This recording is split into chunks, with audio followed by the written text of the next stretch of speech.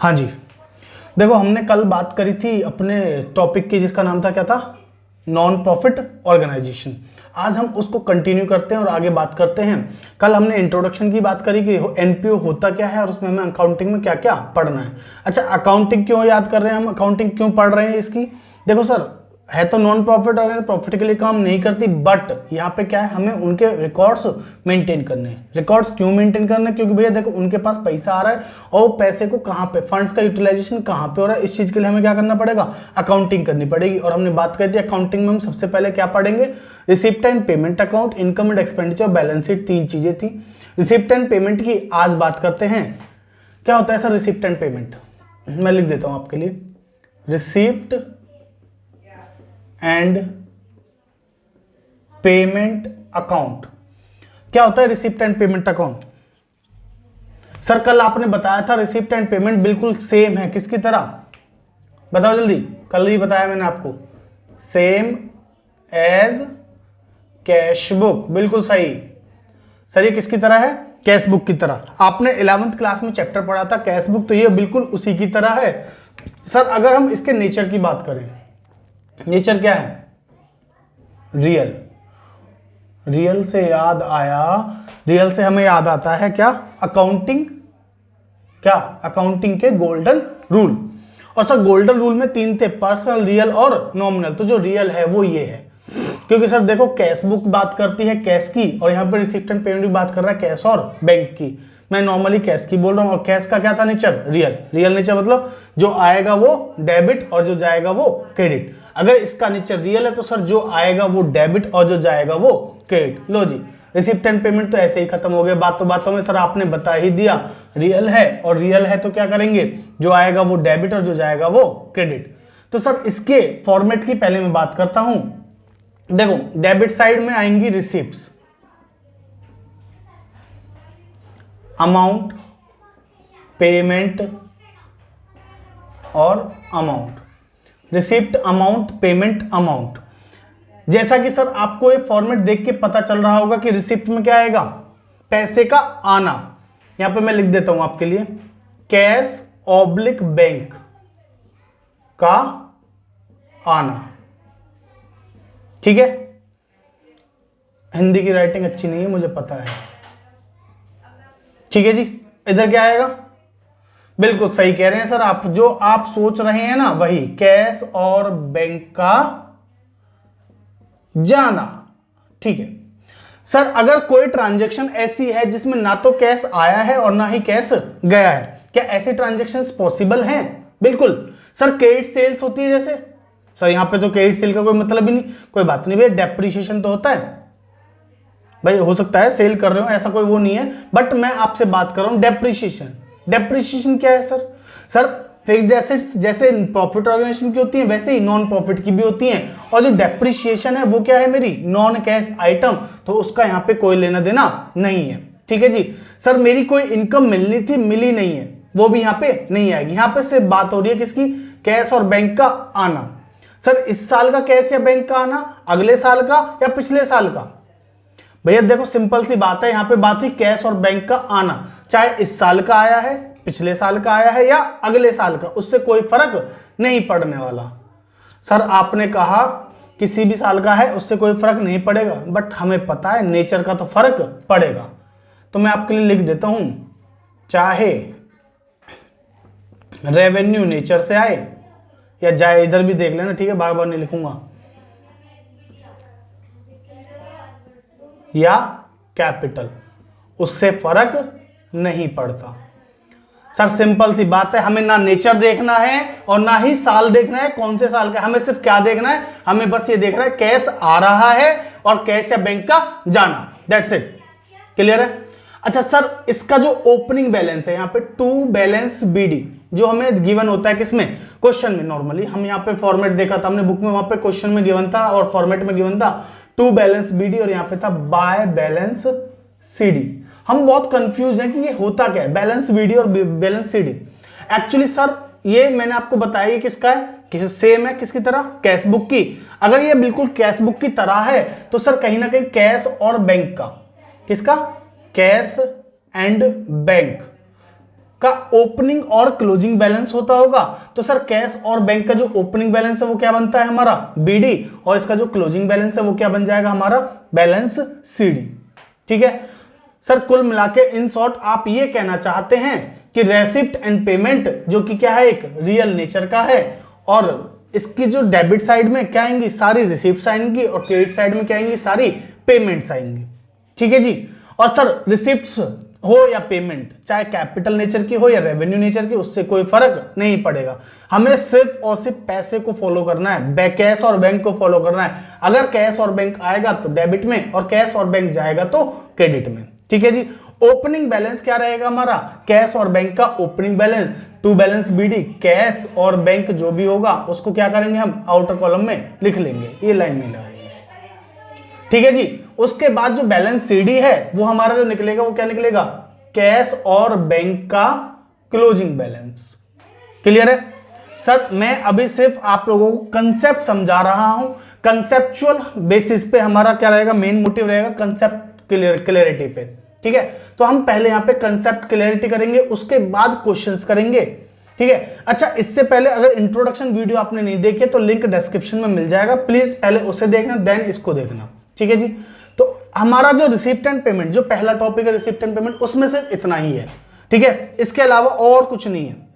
अगर आपको ये चीज समझ में आ गई ना कि सर रेवेन्यू नेचर हो या कैपिटल नेचर, चाहे रिसिप्ट हो या पेमेंट, बस पैसे को फॉलो करो, पैसा आएगा तो डेबिट में, जाएगा तो क्रेडिट में। इसके बेस पे आप क्वेश्चंस आसानी से कर सकते हैं। बाकी मैं आपको क्वेश्चंस कराऊंगा नेक्स्ट वीडियो में, मतलब जब भी हम, या तो मैं सोच रहा हूँ लाइव वीडियो करके, एक लाइव सेशन करके उसमें हम क्या कर लेंगे, इसके क्वेश्चंस डिस्कस कर लेंगे। पहले हम कंसेप्ट क्लैरिटी करते हैं पूरे चैप्टर की, उसके बाद क्वेश्चंस पे चलेंगे। क्लियर है जी? ये टॉपिक आपको समझ में आ गया होगा। अब हम अगले टॉपिक पे चलते हैं, जो है हमारा क्या, फंड बेस्ड अकाउंटिंग। ठीक है जी। टॉपिक है वो है फंड बेस्ड अकाउंटिंग। क्या होता है सर ये तो बताओ पहले। एक बच्चा अभी थोड़ी देर पहले मेरे को बोलता है कि सर आप ना बहुत जल्दी जल्दी पढ़ा रहे हो। भैया एग्जाम में सिर्फ 2 महीने हैं, जल्दी जल्दी आप पढ़ो। ठीक है, मैं जल्दी नहीं पढ़ा रहा, आपको जल्दी पढ़ना चाहिए, लेकिन हाँ स्पीड अगर तेज है तो आप बता दो, मैं स्लो कर लूंगा। चलो धीरे धीरे बढ़ाता हूं। फंड बेस्ड अकाउंटिंग क्या है ये? सर जो नॉन प्रॉफिट ऑर्गेनाइजेशंस होती है हमारी, जितनी भी नॉन प्रॉफिट ऑर्गेनाइजेशंस होती है, होता क्या है, उनको मिलता है पैसा। पैसा कहां से? पैसा तो सर मेंबर से मिलता है, मेंबर से तो मिलता ही मिलता है। बाकी बाहर से अगर आपके पास ज्यादा पैसा होगा तो आप क्या करते होगे, उसको डोनेट करोगे। डोनेशन मतलब आप किसी गवर्नमेंट को या किसी को क्या करोगे, उसकी डोनेशंस दोगे। तो वैसे ही क्या है सर, जो लोग है ना वो क्या करते हैं, किसी नॉन प्रॉफिट ऑर्गेनाइजेशन को क्या करते हैं, डोनेशंस देते हैं। मैंने गवर्नमेंट बोला, गवर्नमेंट से मतलब कि जो गवर्नमेंट ऑर्गेनाइजेशन है, जैसे अभी आप लोगों ने हो सकता है श्री राम मंदिर के लिए डोनेशंस दी हो। ठीक है जी। तो वो क्या है, ये आप जो कर रहे हो डोनेशन ही तो है। अब आपने जो डोनेशन वहां पे दी, मान लो आपने किसी को डोनेशन दी, आपने कुछ नहीं, आपने बस जाके डोनेशन दे दी, बस खत्म। भैया मैंने अपनी तरफ से आपको दान देने की इच्छा हुई, आपने दान दिया, बात खत्म। एक तो होता है ये जनरल डोनेशन बोलेंगे हम इसे। क्या होता है, एक तो होती है हमारी जनरल डोनेशन। जनरल डोनेशन मतलब सर जनरली हमारा मन किया, हमने डोनेट करने की इच्छा हुई, हमने पैसा दिया, खत्म। अब जिसको आपने डोनेशन दिया वो इस पैसे का क्या करेगा, जहां उसका मन करे वहां क्या करेगा, उसको यूज कर लेगा। ठीक है जी। तो ये जनरल डोनेशन जो है नॉर्मली जो नॉन प्रॉफिट ऑर्गेनाइजेशन है उनके लिए क्या है, ये एक इनकम का काम करेगी। क्या करेगी, इनकम। उनके लिए क्या है, एक इनकम है। ठीक है जी। आपका मन हुआ किसी नॉन प्रॉफिट ऑर्गेनाइजेशन को डोनेट करने का, चाहे मान लो वो एक क्लब है जिसमें आप जाते रहते हो। ठीक है, आपका मन हुआ कि यार मैं इस क्लब को कुछ पैसे दूं, एक क्रिकेट क्लब है, आपने कहा मैं इस क्लब को डोनेशन देता हूं, बट आपने कहा देखो जी मैं आपको 5 लाख रुपए दे रहा हूं। उन्होंने कहा ठीक है जी दे दो, अच्छी बात है, हमें तो चाहिए भाई, हम तो डोनेशन से ही काम करेंगे। 5 लाख रुपए दे दिया आपने, और आपने साथ में यह भी कहा कि ये 5 लाख रुपए टूर्नामेंट कराने के लिए है। टूर्नामेंट, अच्छा सर क्या टूर्नामेंट एक स्पेसिफिक नाम बता दिया उन्होंने? बिल्कुल। तो क्या मैं इसको स्पेसिफिक बोल दूं? मैं बताता हूं पहले क्या है स्पेसिफिक डोनेशन। सर यहां पे उन्होंने आपको क्लियर बोल दिया कि भैया ये जो 5 लाख रुपए ये किस लिए, आपको टूर्नामेंट पर्पस के लिए। किसके लिए? टूर्नामेंट के लिए। कि आप इस 5 लाख को सिर्फ कहां यूज करेंगे, टूर्नामेंट कराने में। तो ये क्या है आपकी स्पेसिफिक डोनेशन। क्या आप इस डोनेशन को अपनी इनकम मान सकते हैं? नहीं। क्यों? क्योंकि सर ये आपकी एक लायबिलिटी बन गई। और लायबिलिटी क्यों बन गई? क्योंकि सर आपको इसको सिर्फ और सिर्फ यूज कहां करना है, कहां यूज करना है, सिर्फ टूर्नामेंट के लिए। मैं नाम नहीं लिख रहा टूर्नामेंट का, मैं बस बता रहा हूं। हो सकता है बिल्डिंग फंड के लिए, टूर्नामेंट के लिए, मैच के लिए, प्राइजेस के लिए, वो अलग अलग हो सकती है। बट मैं आपको बता रहा हूं जो स्पेसिफिक डोनेशन है वो आपके लिए क्या है, एक लायबिलिटी है। क्या है? एक लायबिलिटी है। ठीक है सर, यहां तक बात समझ में आ गई? आ गई। एक होती है जनरल डोनेशन। जनरल डोनेशन हमारी क्या है, इनकम। भाई मैंने आपको पैसा दिया, ये नहीं कहा पैसा किस चीज के लिए दिया, कहां पे आपको यूज करना है। ठीक है, मैंने आपको एक स्पेसिफिक पर्टिकुलर काम के लिए पैसा दिया, यानी कि एक पर्टिकुलर फंड दिया, वो क्या है, एक लायबिलिटी है। ठीक है जी। तो इसी को हम क्या बोलते हैं, फंड बेस्ड अकाउंटिंग। नॉर्मली कुछ नहीं है, सब पर्टिकुलर फंड के लिए दिया गया जो पैसा है उसको उस पर्टिकुलर फंड में रखेंगे, पर्टिकुलर फंड में रखेंगे। हाँ, जैसे मान लो सपोज टूर्नामेंट फंड के लिए पैसा मिला, टूर्नामेंट फंड के लिए मिला है, तो हम एक टूर्नामेंट फंड के नाम से अकाउंट बनाएंगे और उसके अंदर ही क्या रखेंगे, उस पैसे को रखेंगे। क्लियर है सर? आज नहीं तो कल हमें जब टूर्नामेंट कराना होगा, और जब टूर्नामेंट कराएंगे तो टूर्नामेंट पे क्या होंगे, हमारे एक्सपेंसेस होंगे। अब सर खर्चा है तो खर्चे तो हमारे कहां जाएंगे, इनकम एंड एक्सपेंडिचर में। बाद में बात करेंगे क्योंकि अभी थोड़ा सा अलग टॉपिक है, मतलब पढ़ाया नहीं है। बट मैं आपको बताता हूं, वहां पे जो इनकम है वो भी जाएंगे और जो एक्सपेंस है वो भी जाएंगे। तो सर ये जो इनकम है हमारी कहां जाएगी, इनकम एंड एक्सपेंडिचर में। इतना तो आपको मैं बता ही देता हूं, कहां पे जाएगी, इनकम साइड में। अच्छा सर, हम आपको एक बात बताते हैं, बताओ इनकम हमारा क्या है, इनकम का जो बैलेंस होता है वो क्रेडिट होता है, वो क्रेडिट साइड में जाएगी। कितने समझदार हो, इनकम साइड मतलब क्रेडिट साइड। ठीक है, बात हो रही है किसकी, टूर्नामेंट फंड की। पैसा मिला स्पेसिफिक फंड, टूर्नामेंट फंड के लिए। अब जब आपने टूर्नामेंट कराना शुरू किया, टूर्नामेंट कराया आपने, टूर्नामेंट पे आपने क्या किया, खर्चा किया, तो वो खर्चा कहां जाएगा, इनकम एंड एक्सपेंडिचर की एक्सपेंडिचर साइड में? नहीं सर, उस खर्चे को हम यहां से क्या कर देंगे, माइनस कर देंगे। किस नाम से, टूर्नामेंट एक्सपेंसेस को इसमें से हम क्या कर देंगे, माइनस, जो भी अमाउंट होगा। ठीक है जी, क्लियर? तो जो अमाउंट आएगा वो हमारा कहां पे, ये हमारा जो शो होगा वो कहां पे होगा, liability side of the balance sheet. कहां पे शो होगा, liability side of the balance sheet. Simply समझना भी, मुझे 5 लाख रुपए मिले टूर्नामेंट फंड के लिए। ठीक है, अब क्या मैं टूर्नामेंट पे खर्चा 5 लाख तक रोक दूंगा, रेस्ट्रिक्ट कर दूंगा अपना खर्चा 5 लाख तक? नहीं सर, खर्चा हो सकता है 5 लाख से कम हो और हो सकता है 5 लाख से ज्यादा हो। दोनों केस में क्या होगा, बात करते हैं। ये मेरी एक छोटी सी बैलेंस शीट है आपको समझाने के लिए। ठीक है जी, यहां पे ये मेरी लायबिलिटी है, ये मेरी एसेट्स है, और मैं मान रहा हूं कि मुझे जो टूर्नामेंट फंड मिला है, टूर्नामेंट फंड वो 5 लाख रुपए का मिला है। टूर्नामेंट फंड कितना मिला है, 5 लाख का। ठीक है, अब सर इसमें से अगर मैं खर्च करता हूं और मेरा जो एक्सपेंस हुआ, टूर्नामेंट कराया, टूर्नामेंट पे जो खर्चा हुआ वो हुआ मान लो 4 लाख रुपए। कोई बात नहीं सर, तो आपने अभी बताया टूर्नामेंट एक्सपेंसेस क्या कर देंगे हम, इसमें से माइनस कर देंगे 4 लाख। अभी भी कितना बच गया, 1 लाख। पॉजिटिव बैलेंस कितना बच गया जी, 1 लाख। क्या ये 1 लाख मेरे लिए इनकम हो गई अभी? सर शुरू में ही कहा था टूर्नामेंट फंड का पैसा टूर्नामेंट फंड में ही रहेगा, चाहे खर्चा होने के बाद बच जाए तो ये 1 लाख कहां पे रहेगा, लायबिलिटी में ही शो होगा। क्लियर है यहां तक? ये एक केस हो गया मेरे लो, मैं केस नंबर 1 लिख देता हूं यहां पे। केस नंबर 2 है कि सर टूर्नामेंट फंड मेरा कितने का है, सेम ऐसे बैलेंस शीट कंटिन्यू समझ लो। दूसरी 5 लाख का, खर्चा हो गया 7 लाख का। क्या पॉसिबल है? नहीं सर, खर्चा कैसे हो जाएगा 7, हमारे पास तो 5 ही है। भैया देखो, अगर आपको ये 5 लाख रुपए मैंने नहीं दिए तो मतलब जिसने भी है, जो भी नॉन प्रॉफिट ऑर्गेनाइजेशन को जिसने डोनेशन दी है, अगर उसने आपको ये 5 लाख रुपए नहीं दिए होते, टूर्नामेंट आप तब भी कराते, तब 7 लाख पूरा का पूरा आपके लिए क्या होता है, आपका खर्चा। बट किसी ने आपको अगर 5 लाख रुपए दे दी तो वो आपके लिए क्या हो गई, एक हेल्प हो गई। ठीक है जी, तो हम क्या करेंगे सर, 5 लाख तो हमारे पास फंड है, यानी कि एक गुल्लक बना रखी है, उसमें कितने हैं, 5 लाख रुपए। ठीक है, इसमें से माइनस कर देंगे कितना, टूर्नामेंट एक्सपेंसेस 5 लाख। भाई गुल्लक में जितने होंगे उतने तो माइनस करोगे। ठीक है सर, 5 लाख जो गुल्लक में थे आपने वो यूज कर लिए। इसके अलावा मैं यहां पे आपके लिए लिख देता हूं, टूर्नामेंट एक्सपेंस जो है वो 7 लाख है। तो 5 लाख मैंने क्या कर दिया माइनस, बचे कितने, 2 लाख। तो सर आप बताओ ये 2 लाख क्या है हमारे लिए, ये 2 लाख हमारा एक्सपेंडिचर है। क्या है, एक्सपेंडिचर। और ये एक्सपेंडिचर है तो इसको कहां पे शो करेंगे, इनकम एंड एक्सपेंडिचर में। और कौन सी साइड में सर, अगर इनकम एंड एक्सपेंडिचर की डेबिट क्रेडिट साइड इनकम की है तो डेबिट साइड किसकी है, डेबिट साइड किसकी है, एक्सपेंसेस की, यानी कि एक्सपेंडिचर की।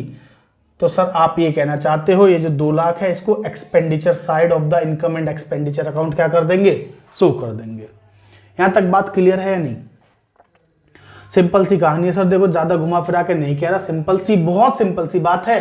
फंड बेस्ड अकाउंटिंग में 2 तरीके की डोनेशन होती है, एक जनरल डोनेशन और एक स्पेसिफिक डोनेशन। जनरल डोनेशन हमारी इनकम है तो उसको इनकम साइड शो करेंगे किसकी, इनकम एंड एक्सपेंडिचर अकाउंट की, और जो कि क्रेडिट साइड होती है। स्पेसिफिक डोनेशन यानी कि अगर किसी स्पेसिफिक फंड के लिए पैसा मिला है वो हमारे लिए एक लायबिलिटी का काम करेगी, और लायबिलिटी है तो उसको बैलेंस शीट की लायबिलिटी साइड में शो करेंगे। जितना खर्चा हो गया उतना उसमें से क्या कर दो, माइनस। जो बचा, भाई 5 लाख थे, 4 लाख खर्च हो, 1 लाख बचा, तो वो एज अ लायबिलिटी शो करेंगे। उसके बाद अगर मेरा 5 लाख का फंड है, खर्चा कितना हो गया 7 लाख का, तो 5 लाख तो यहां से यूज कर लूंगा, बचा हुआ 2 लाख मेरा एक्सपेंडिचर है, इनकम एंड एक्सपेंडिचर के डेबिट साइड में जाएगा। इतनी सी बात है और कुछ नहीं। क्लियर है जी, समझ में आ गई? ठीक है, अब मैं आगे बात करता हूं। सर ये जो पैसा है, एक नया पॉइंट, एक एडिशन पॉइंट और जो बचता है इस टॉपिक का, और कुछ नहीं, इस टॉपिक में ज्यादा बड़ा टॉपिक नहीं है। इसमें यह है कि ये जो 5 लाख रुपए मेरे पास रखे हैं, गुल्लक में रखे हैं, जब तक मैं टूर्नामेंट नहीं करा, बस जैसा अभी कोविड का टाइम चल रहा था तो टूर्नामेंट हो पाना पॉसिबल नहीं था, तो ये जो 5 लाख रुपए हैं, क्यों ना मैं इन 5 लाख रुपए को कहीं इन्वेस्ट कर दूं? कर सकते हैं, बिल्कुल। तो सर ये जो 5 लाख है अगर मैं इनको इन्वेस्ट करता हूं तो इन्वेस्टमेंट जो होती है वो हमारी क्या होती है, एसेट। क्या होती है, एसेट। तो सर जितना मैं इन्वेस्ट करूंगा उसको कहां शो कर देंगे, बैलेंस शीट की एसेट साइड में, यानी कि एसेट साइड ये है तो यहां पे हम शो कर देंगे, मान लो 8% इन्वेस्टमेंट, कितने की, 5 लाख की। 5 लाख की इन्वेस्टमेंट मैंने शो कर दी यहां पे। अच्छा सर एक बात बताओ, हमने कुछ टाइम बीत गया, कुछ टाइम के बाद इस 5 लाख के इन्वेस्टमेंट पे हमें 8% के हिसाब से क्या मिलेगा, इंटरेस्ट मिलेगा। और वो इंटरेस्ट क्या है हमारे लिए, इनकम है। और इनकम तो सर इनकम एंड एक्सपेंडिचर के क्रेडिट साइड में जाएगी, आपने बताया था, बिल्कुल सही कह रहे हो सर। इनकम एंड एक्सपेंडिचर के क्रेडिट साइड में क्या जाती है हमारी, इनकम। बट कौन सी इनकम, जो मेरी जनरल इनकम होती है वो। बट सर स्पेसिफिक फंड का पैसा अगर आपने इन्वेस्ट किया, ध्यान रखना इस बात को, सुन लो अभी कान खोल के, अगर स्पेसिफिक फंड का पैसा आपने इन्वेस्ट किया, ठीक है, और उस इन्वेस्टमेंट पे आपको कोई रिटर्न मिल रही है, आपने कोई पैसा इन्वेस्ट किया और उस पर आपको क्या मिल रही है, कोई रिटर्न मिल रही है, तो वो रिटर्न जो आपको मिली है, जो इंटरेस्ट आपको मिला है, वो उस स्पेसिफिक फंड का पार्ट होगा। याद रखना इस बात को, ठीक है जी। तो सर इस 5 लाख पे इफ एनी इंटरेस्ट रिसीव्ड या इनकम हो रही कोई, वो कहां जाएगी, उसको भी यहां पे ऐड कर देना, प्लस इंटरेस्ट इनकम। क्लियर है जी, उसको भी यहां पे क्या कर देना, ऐड कर देना। इस पॉइंट को याद रखना, ठीक है। देखो इस टॉपिक से अगर क्वेश्चन आया तो 3 से 4 नंबर का आएगा, ठीक है। रिसिप्ट एंड पेमेंट का क्वेश्चन सही बताऊं तो आएगा ही नहीं, कोई लॉजिक नहीं बनता, क्योंकि सिंपल सा टॉपिक है, भाई पैसा आया डेबिट में, गया तो क्रेडिट में। जो क्वेश्चन आएंगे, एक तो आएगा 5 नंबर का इनकम एंड एक्सपेंडिचर का, इसके बाद जो 2 टॉपिक और है, एक है सब्सक्रिप्शन और एक है अमाउंट ऑफ कंज्यूमेबल आइटम्स, उनसे आता है नॉर्मली, ठीक है। तो ये आपको समझ में आ गया, सिंपल सा टॉपिक है, ठीक है जी, आज के लिए इतना ही, कल हम करेंगे अपना अगला टॉपिक। अच्छा, अगर आपने पहली वीडियो नहीं देखी है, इससे पहले जो इंट्रोडक्शन वीडियो थी उसको जरूर देख लेना डिस्क्रिप्शन में, उसके बाद इसको देखना, कंटिन्यूएशन में वीडियोस को देखना। धन्यवाद।